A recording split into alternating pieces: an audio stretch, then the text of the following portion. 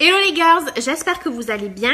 Aujourd'hui, je voulais vous expliquer, parce que c'est une question qui est revenue très souvent dans mes messages privés, c'est comment choisir sa poudre. Donc je vais tout vous expliquer, comment choisir entre une poudre compacte, une poudre libre, une poudre teintée ou une poudre translucide. Mais avant les girls, si vous voulez vraiment apprendre à vous maquiller sur mesure, à connaître toutes les étapes pour un maquillage du teint parfait, pensez à télécharger mon guide. Vous pouvez m'envoyer un message privé pour me le demander si vous voulez avoir le lien directement parce qu'il va vraiment beaucoup vous aider et vous allez pouvoir aussi voir si vous avez besoin ou pas de poudre. Alors déjà, à quoi sert la poudre? La poudre, elle permet de matifier, elle permet de faire tenir le maquillage.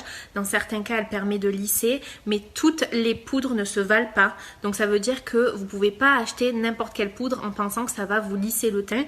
La technique d'application ne va pas être la même non plus pour lisser la peau si vous avez des pores dilatés que pour matifier ou faire tenir un anti-cerne par exemple. Donc bien choisir sa poudre déjà par rapport à ses caractéristiques. Ensuite, est-ce qu'il vaut mieux choisir une poudre libre ou une poudre compacte? Donc la poudre libre, c'est une poudre comme ça, vous voyez, c'est une poudre qui est en poudre, vraiment. Et la poudre compacte, c'est plus une poudre qui a été pressée et qui est comme ça.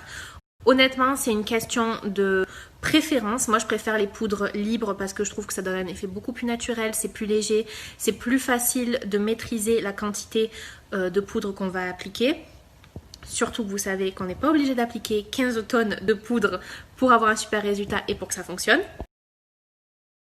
Mais d'un autre côté, la poudre compacte, elle est plus facile à utiliser, surtout si vous êtes débutante ou surtout si vous vous maquillez et que vous n'êtes pas chez vous parce que vous avez juste à l'emporter, vous n'en mettez pas partout.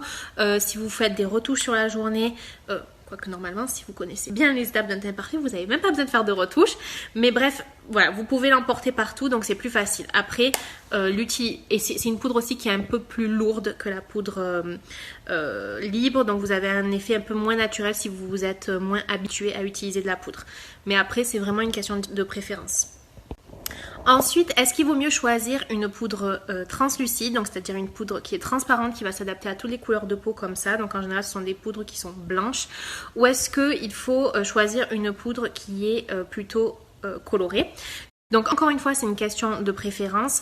Si vous avez des cernes très marquées, je vous conseille d'utiliser une poudre colorée pour ajouter une couvrance supplémentaire à votre anti-cerne. Mais normalement, si vous couvrez bien vos cernes, vous n'avez pas besoin forcément d'une poudre colorée. Une poudre translucide, ça peut fonctionner aussi. Ce qui est bien avec la poudre translucide, c'est que vous pouvez vraiment l'utiliser sur tout le visage, que ce soit en dessous des yeux pour faire tenir l'anti-cerne, que ce soit pour matifier le centre du visage, que ce soit pour faire tenir de l'anti-cerne sur un bouton pour qu'il reste matifié et qu'il reste caché toute la journée. Alors que pour la poudre colorée, il va falloir sûrement en avoir plusieurs couleurs en fonction de comment vous allez l'utiliser. Et donc enfin, comment choisir la couleur de sa poudre si vous la choisissez colorée? Si vous l'utilisez pour le dessous des yeux, je vous conseille d'utiliser une poudre qui est 1 à 2 tons plus clair que la couleur de votre peau. Si vous utilisez une poudre pour cacher certaines rougeurs ou pour faire tenir par exemple sur un bouton, etc., je vous conseille d'utiliser tout simplement une poudre qui est de la même couleur que votre fond de teint, donc la même couleur que votre peau, pour obtenir un effet ultra naturel. Donc maintenant vous savez tout sur les poudres, ça ne veut pas dire que vous avez forcément besoin d'une poudre. Si vous avez la peau sèche, c'est complètement aberrant d'utiliser de la poudre, à moins que ce soit pour faire tenir votre maquillage juste sous les yeux et encore. Mais bref, si vous voulez télécharger le guide du maquillage du teint parfait, n'hésitez pas à m'envoyer un message privé et je vous enverrai le lien directement en réponse.